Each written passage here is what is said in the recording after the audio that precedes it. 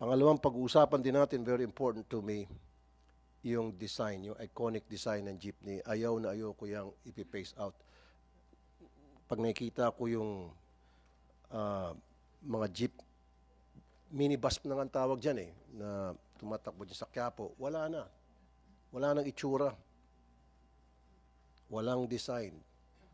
Ba't natin kailangang palitan ang itsura ng jeepney? Pwede naman, susunod naman itong yung mga manufacturer, halimbawa yung Sarao, Francisco Motors, sa gustong specs ng gobyerno, wag lang natin ipasa sa ibang bansa.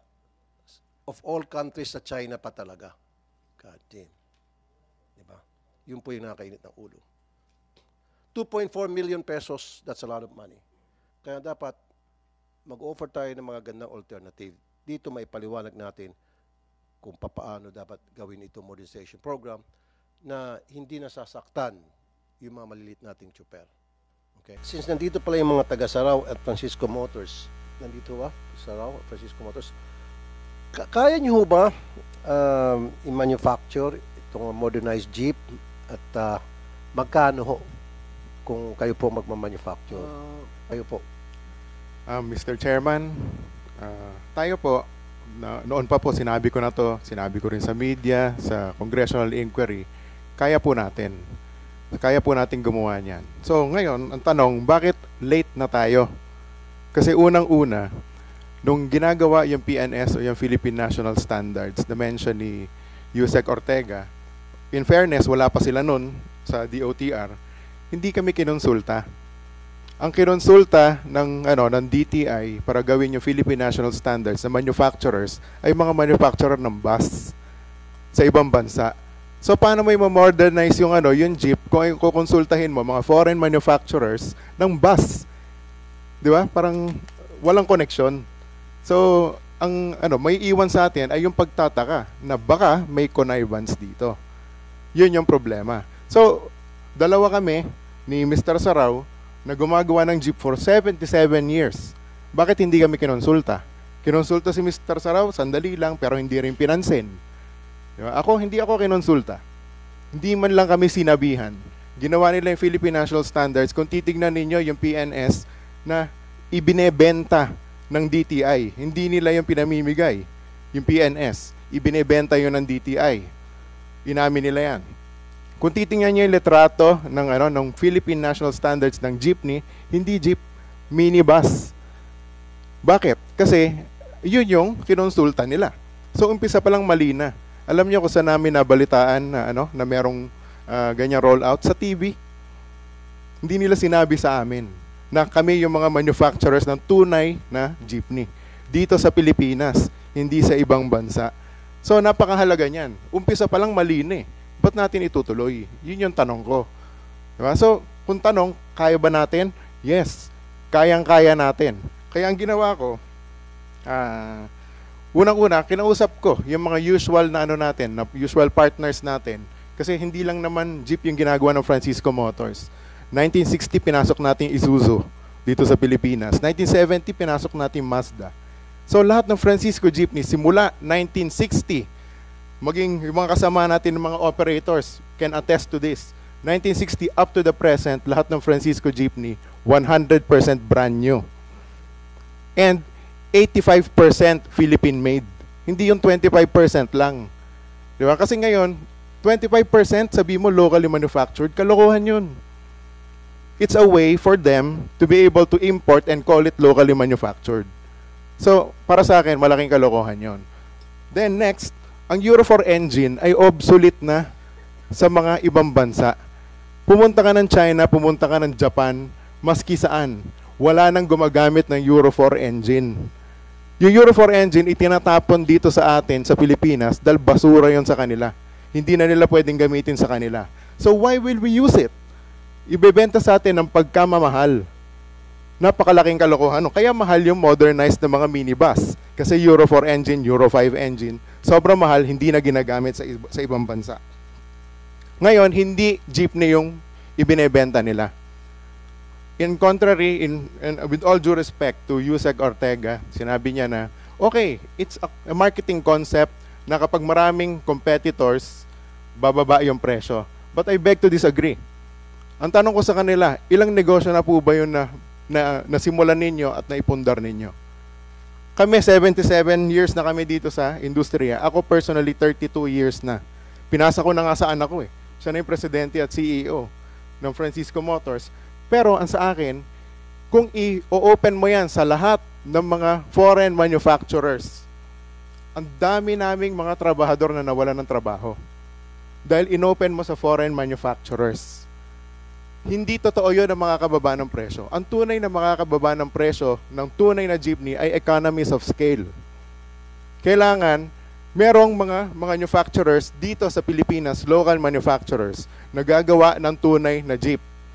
Yun ang dapat mangyari. Hindi tayo dapat yung directly importing lang. Hindi pwede yun. Kasi hindi tayo makaka-achieve ng economies of scale. Sabi nila, merong 60 plus o 59 o 60 plus na accredited ng LTFRB. Wala po kami ni Mr. Sarao doon sa listahan na yun. Wala kami doon. Wala kaming certificate of compliance pa. Bakit? Kasi simula pa nga lang, di kami sinabihan. Pangalawa, lahat ng proposal ko sa LTFRB kay Attorney Guadis, pinatay niya. Lahat ng proposal namin. Yung superhero program namin, na mamimigay na nga lang kami ng libreng jeepney. Pinatay ni Chairman Guadis. So, paano gagawin natin yan? Di ba? Ang si Chairman Guadis dito. Ayan, At least ngayon, magkakaharap tayo dito. Di ba? Para mamamatay ka ng mga jeepney. Ang problema, ito, Mr. Chairman, ang problema ko, nakausap, full disclosure, kasamahan ko si Secretary Bautista sa Rotary Club. Kaya nakakapag-usap kami ng diretso. Meron akong pinropose sa kanila, inassign ni Secretary Bautista si Chairman Guadis. Dito sa natutukan to. Nag-set si Chairman Guadis, nag-agree kami ng meeting schedule. Siya yung nag-set. Siya yung hindi umattend. Totoo to. We are under oath. Di ba? Siya yung hindi umattend. Nagpadala siya ng representative, si Attorney Cofino, from the legal division ng LTFRB. Pinresent ko yung buong programa kay Attorney Cofino. Siyempre, nirelay na sa isa, nirelay sa dalawa, nirelay sa tatlo. Pagdating kay Attorney Guadis, iba na yung kwento. Nung kinausap siya ng DCRH, sinabi niya doon, point by point, lahat mali. Bakit? Kasi hindi niya naintindihan kung ano yung proposal namin, kasi hindi nga siya nag-attend. Hindi rin siya nakipag-usap tungkol doon. Kaya nga, sabi ko, klarong-klaro. Meron pang isang point na I'll get to that point in just a little while. Ngayon, matibay ang Francisco Jeepney. Gamit nila yan. Kahit sila Ka-Obet, sabi ni Ka-Obet dati sa TV, pag Francisco ang jeepney, maski sa butika makakabili ka ng pyesa. Sabi mo yan, Ka-Obet. Di ba? Totoo yan. Dahil ang gamit nila hanggang ngayon, nung iba sa mga operators natin, Francisco Jeepney pa rin, o Sarao Jeepney, nagawa namin 30 to 50 years ago. Hanggang ngayon, tumatakbo pa rin. Pero yung mga minibus na imported, 3 taon pa lang, zombie na itsura. Thank you, Mr. Francisco. Mr. Chair, Mr. Chair, excuse me po.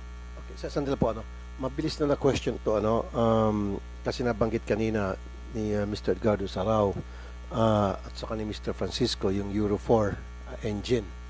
Yun yung ni-require nyo dito. Number one, kung totoo yung sinasabi nila na basura na yung sa ibang bansa, bakit natin gagamitin dito? Bakit nyo i-require yung mga modernized jeepney na kailangan Euro 4 engine ang gamitin? Mr. Chair, may I be recognized again? Bakit kinakailangan Euro 4? Yes, Mr. Chair. Mr. Chair, when we assumed this position, this was the standard set by the Department of Environment and Natural Resources.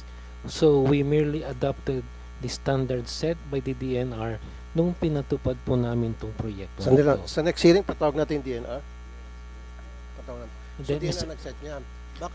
Baka ang negosyo ng taga-DNR na yan, yung Euro 4, doon kayo kukuha surplus. Basura na lang daw O tapos ngayon, yung basura ng ibang bansa, yun yung dadalhin dito para gamitin natin. Mr. Chair, it is Euro 4 or higher yun po ang nasa standards ni DNR na doon po Sandali sinunod lamang, sandali ni po. DOTR. Okay, Mr. Sarao, And ano yung engine na kayang i-manufacture dito ninyo? Wala po tayong walang manufacturer dito ng makina. Wala. We outsource them from Japan. So yung sa inyo body, chassis. chassis, Oo. Yung mechanical parts and engine sa labas na lahat 'yan. import yun. Kaya yun ang naging problema nung in-announce nila yung PUBMP kung saan kukuha ng mga brand new parts from. So kung para sa inyo, sa ngayon ano ba yung engine ng mga jeepney na tumatakbo sa ating mga kalsada? Yung mga surplus pero recondition. Parang bago na rin yon at pumapasa doon sa standards ng smoke emission nila. Then, isa pang in-introduce namin yung full electric. Medyo bago to sa mga tao natin, kaya hindi nila masyado munang ine-embrace. Pero, definitely, ang takbo ng transportation sa full electric lahat eh. Pero right now, we have to settle on diesel engine na Euro 4 or higher yung rating. Ang sinasabi naman kasi ng ibang mga jeepney driver, pag electric, of course, maganda yan. Maganda sa environment. Kulang tayo sa wala pa tayong mga charging station. Yun ang downside doon. Diba? Saka yung sa spare parts, medyo mahirap din. Mr. Chair? Bago po kasi yung technology na yan dito sa ating bansa, kaya, probably it will take 5 or 10 years bago natin i-embrace yung technology. No? Although maganda talaga kung maganda.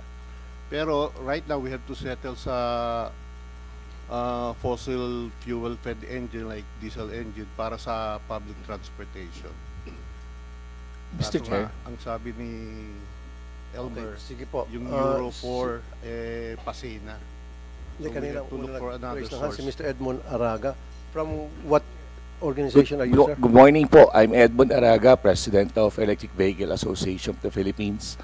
I would just like to make some comments as to the statement of Mr. Francisco and Mr. Sarao. In defense for LTFRB, LTO, we were one of the associations, private professionals that were being nag-confide po sa amin for the technical matters of the standards, and together with BPS, we are also part of the technical working group to support the PUB modernization program. Before it was being launched, it was being discussed upon by this. We are part of the as one of the representatives from the private sector. We were able to secure assistance to them for free, and that we coordinate with them with the programs as to elevate this further to roll out on the industry po. In that, lahat po ng standards na yan, pinag-aralan po namin yan. Not only with the Electric Vehicle Association, together with the PPMA or Philippine Parts Makers Association of the Philippines, and with the other constituents that are related to the auto industry. So kami po ay tumulong sa kanila during that period para ma-roll out. And then we really support on that idea.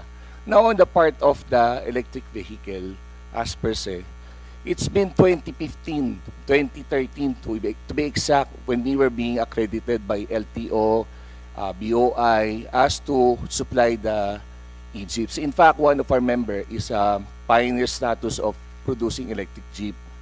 Now, on the part of the electric jeeps that have been rolled out under the LTFRB program, there were already 400 to 500 units that were using as a public transportation. In fact, some of the cooperatives, meron naman din pong nag-take ng EV, electric vehicle. Yun po ay base naman po doon sa compliance po sa lahat ng mga requirements. The only thing that hindi kami mag-take off, nasabi naman po ni Mr. Sarao na mahal talaga ho ang units ng mga EV as compared to Euro 4. Now, on the part of the manufacturers, we are also, some of our members are local and others already bankrupt na. Kasi on the part of the financing companies, The financial institutions are very conservative. It is only Land Bank and DBP who were the ones who entertained on the financing scheme of the electric vehicle. That's why it really has a difficulty. It has a hurdle. Now, on the part of the charging stations, there were already charging stations at place. In fact, we are working with the Department of Energy in establishing the charging stations. Okay, And- sir, saan itong mga charging station na ito? Sabi mo, meron na? Yes po.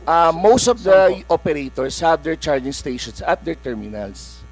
So for them to operate and continuously working to sustain the operation, may mga terminals po sila na nag-charge na po in place. So,